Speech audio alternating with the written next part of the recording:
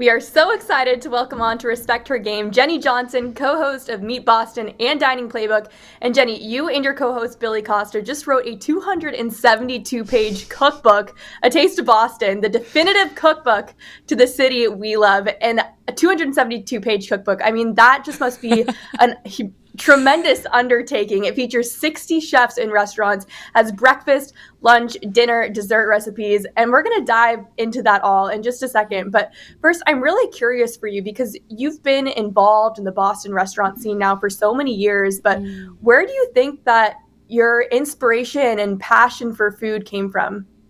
That's a great question. I mean, I think we're so lucky because Boston, I would say, is kind of new to being the head of the scene as it relates to the culinary thing, right? So I think California was a little bit before us, New York was a little bit before us, but in the past 15 to 20 years, Boston really arrived in the scene. And so what I knew that I loved and how I got into this business in the first place was I wanted to tell stories. I wanted to relate to people. I wanted to communicate stories back to people and make people feel connected to the community that they're from. And it just so happens it was able to be my hometown of Boston. And so I started working with Billy 20 years ago, which is why we did this book, because we really wanted to celebrate the fact that we've been telling these stories for 20 years. And so in those 20 years, I was able to connect with these chefs and restaurateurs in a way that was different than just professional. It became really personal. These chefs became our friends, and we would then tell the stories, television show after television show, radio show after radio show, about how and why we loved them so much. And so this book is really a compilation of all of that. When do you think you really realized that you could use food as a medium to tell stories? You know, I will say Billy has been telling stories through food for longer than I have. I mean, he's been doing this close to, I think definitely over 30 years. So well before the Food Network was the thing, well before there were celebrity chefs and this was sort of a fad thing, Billy was here from a regional perspective telling the stories of folks in the restaurant industry. And so I think people became very fascinated with this industry on a whole because there's so much to it. I mean, if you think back over the course of your life, I'm sure you can think of many handfuls of situations where you were inside a restaurant making some of your most treasured memories, whether it's an anniversary or a birthday or a holiday or some kind of celebration. And so what the chefs really are is they themselves are storytellers. You know, they're creating dishes and experiences for all of us. And so in sort of learning from them, we realize that there's such amazing stories to tell. I love that you kind of bring it back to that. Like, just in hearing you speak, it's like, yes, there are so many moments that I've had in my life that are at a restaurant with my friends. And there are memories that you're never going to forget. I know you said that part of the reason why you wanted to do this cookbook was to honor, the 20-year anniversary of you and Billy working together. But where did the idea really come from? When was the moment that you were like, we want to do something like this? That's a great question. So I actually remember the actual moment that it came to fruition very well. I was actually hiking in New Hampshire with my husband. It was a very rare day where my children were being taken care of, and it was in the winter, and we were, just trying to get, few free moments by ourselves, and we were talking about sort of aspirations for the year to come. And I knew we were coming up on our 20th. And Billy and I have emceed and hosted and created a number of different large-scale events over the course of our partnership. And I said, okay, so maybe we do a big event. Maybe that's what we'll do. We'll celebrate 20 years with a big event. And I was like, nope. First of all, I don't want to do that because we've done that too many times before, and it takes a lot of work, and I don't think my team wants to do that either. And so I said, there's got to be something else. Now, interestingly enough, my husband is an author, so he writes books all the time. And so all of a sudden I thought to myself, as I said, I want something tangible. I want something that I'm going to literally be able to hold in my hand to be able to celebrate what this 20 years has been. And I said, you know what? We have the unique opportunity to be able to tell the story of all these different chefs in our area. And we're not going to tell them like a Wikipedia page. We're going to tell them like an actual story, like we've told so many times on our television program, but we can do it in the form of a cookbook. So oftentimes when you think of a cookbook, you think of a couple recipes that you really enjoy in the book, right? It may be, you love the chicken dish, you love one of these dishes, but you never really love the entire book. And so my hope all of a sudden on this hike, I was like, oh my gosh, I can create the greatest cookbook of the greatest chefs in the city and really immortalize both the industry and the celebration of these 20 years in one cookbook. I mean, it's amazing what you've done because you're telling stories, you're putting together recipes, there's photos, there's so much that went into this cookbook. How much time did it take you to put this together? I was just, walking through here with one of the producers and they were saying, how's the cookbook going? And it's become like its own child. I think my entire team would tell you the exact same. It's been a ton of work. Actually putting it together took about a year. And that part, luckily, Billy and I just did on our own. And so it was, we worked with a co-writer to be able to help mold our stories that we would create. And then she would kind of professionalize them a little bit. But it was really about making sure that it was in our voice and it was being able to share the experiences that we've had with all these chefs. But so that part was, I think, really joyous because it gave us the opportunity to kind of just say, what are the stories of the past that we've been able to celebrate and appreciate so much? And so it was a real trip down memory lane. Who are these people that have been a part of our lives for 20 years? And what are some of the things that we want to make sure we can share with the public?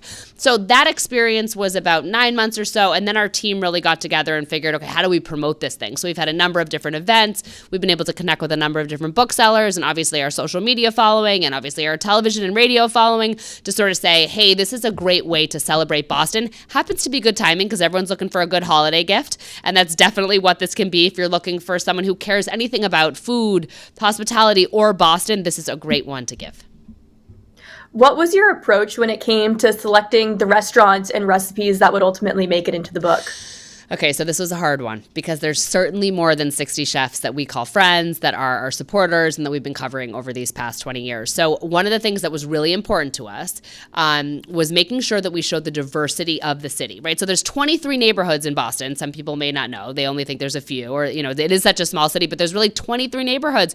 And in those neighborhoods, there's so many different flavors. There's so many different, there's so many diverse ethnic groups of people trying to eat in different ways. And we really wanted to make sure that we captured that within these pages. So kind of the prerequisite was you were one of our friends. Like we were someone that we have connected with over the course of these 2 decades. We've celebrated you on the program. We know your story. We know you personally. So that was something that was first and foremost very important. And then the second piece was that you sort of filled in the picture that is Boston, a very diverse flavor palette that you experience in the city. We wanted to make sure we got out there too. And of course, we wanted to make sure that we were celebrating all aspects of, sort of the food chain, right? So it's broken up into breakfast, lunch, dinner, and dessert. And you're able to enjoy recipes from all those areas. There's some recipes out there, though, that are very secret, like they're known for being amazing in Boston, but maybe the chef doesn't really want to share exactly what goes into it. How often did you run into that situation? So what was really nice is because these chefs, like I said in the beginning, are our friends, they were just so excited to be a part of this. And I think we didn't run into that really at all. There was one instance where we had a chef I was afraid that it wasn't going to be an ingredient that people were going to be able to get very readily. And so I had a conversation with the chef and I said, hey, I'm just a little bit worried that people aren't going to know where to get this particular kind of meat.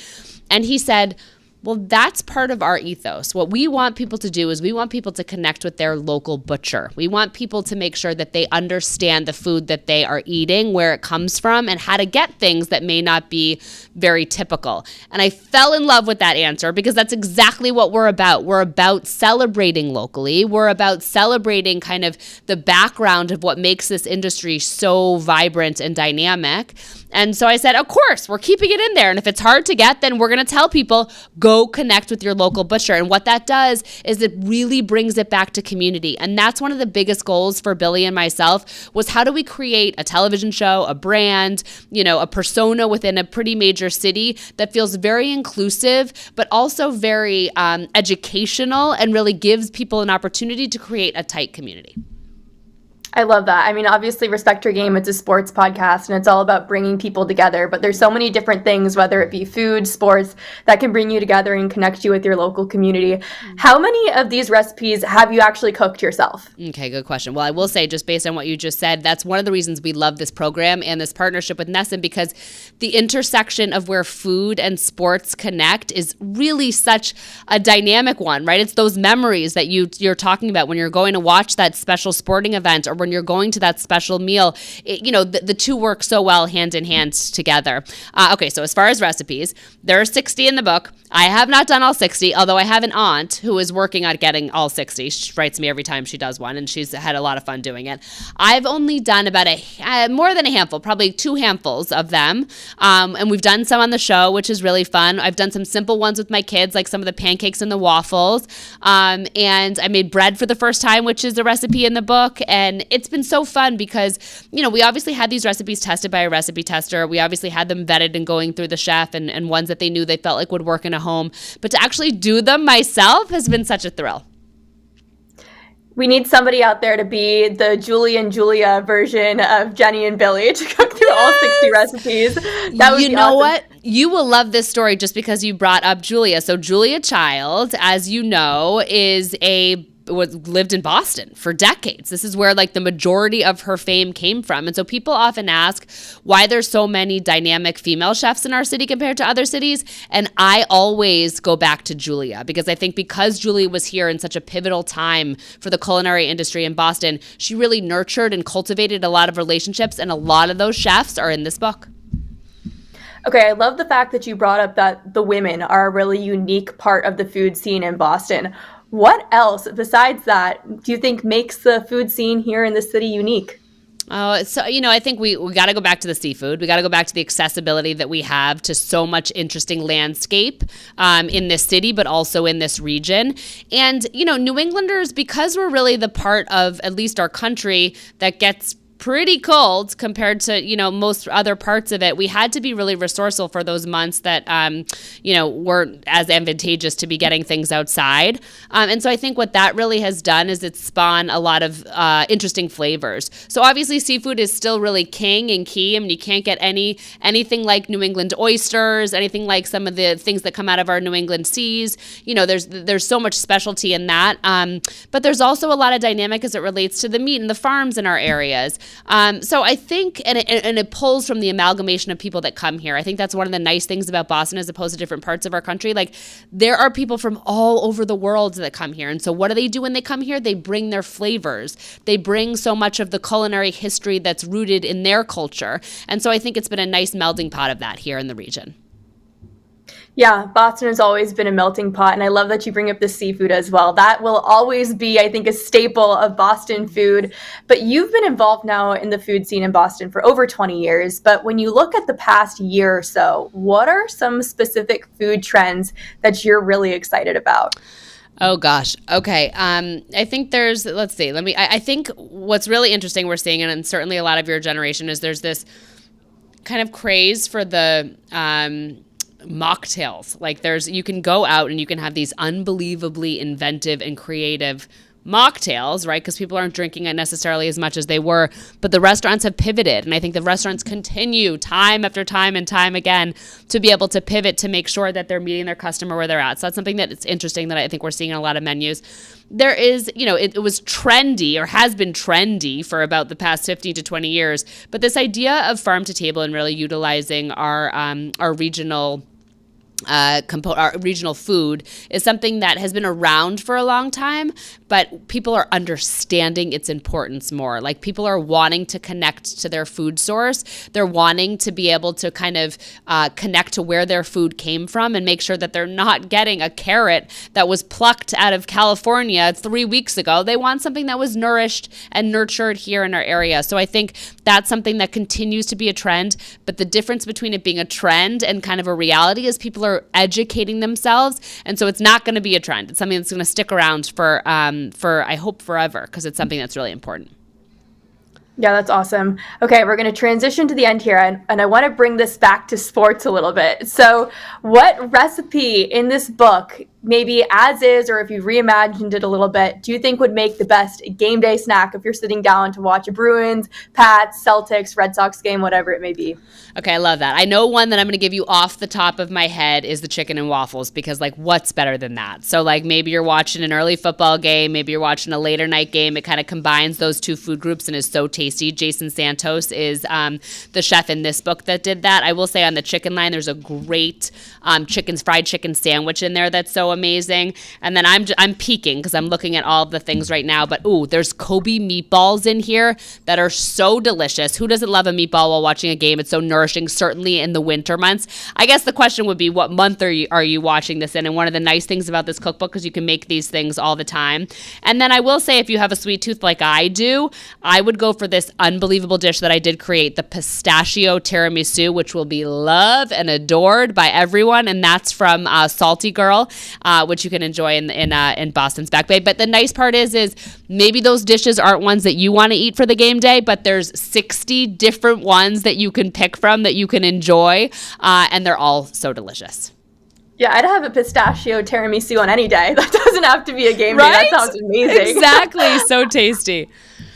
Okay, I also want to know, this one might be a little tricky. It doesn't necessarily have to be related to the cookbook per se, but we're in hockey season. So if you could create a signature dish, either for the Boston Bruins or the Boston Fleet, the two hockey teams here, what would it be? Okay, well, it's got to be some like rolled out, like homemade kind of pasta, right? I mean, you'll see that a lot in this book, but you'll also see a lot in this city. There's such a difference between store-bought pasta and rolling your own. It's not, and it's fun. Like if you have kids and you're out there and you want something nourishing, winter is the time to kind of do this stuff, okay? So I'm thinking like a gnocchi, but maybe with kind of like a brown buttered butternut squash inside, maybe a little bit of cheese in there too. Just a nice sort of melty and melty in your mouth, kind of candy-like, but also quite nourishing in the pasta department. That feels like a good dish for me.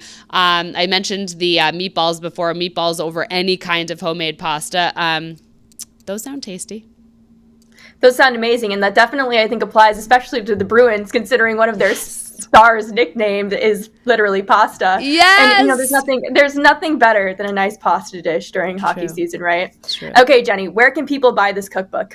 Oh, thank you for asking. So a couple places you can go. Probably the easiest place for most of you is you just go on Amazon, you write A Taste of Boston Cookbook, and you can order it right there. The other one is our partner, Meet Boston. You can go to meetboston.com/cookbook, and then there's a ton of information on there. You can see more of the pictures that our amazing photographer Brian Samuels took. You can see a lot of the other spots that we checked out, Fenway, of course, being one of them. And you can get more information if you're looking for some chef-specific stuff. But Amazon, A Taste of Boston Cookbook is a good place to go. And we look forward to making sure that you guys are all enjoying so much of this. I think the other thing to keep in mind is if you don't want to cook, it's all right.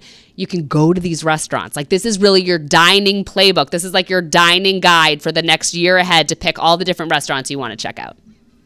That is such a great point because I'm not a huge chef myself, but you're right. This isn't just like a you have to cook it situation. You can go and buy it if you're lazy like me. Yes. But that's amazing. Jenny, thank you so much for coming onto the show. This was awesome. I love learning more about your journey in the culinary industry and also about this cookbook. So thank you so much for sharing your stories. Thank you so much. It's been such a blast. I'll see you soon. Thank you. All right. Bye.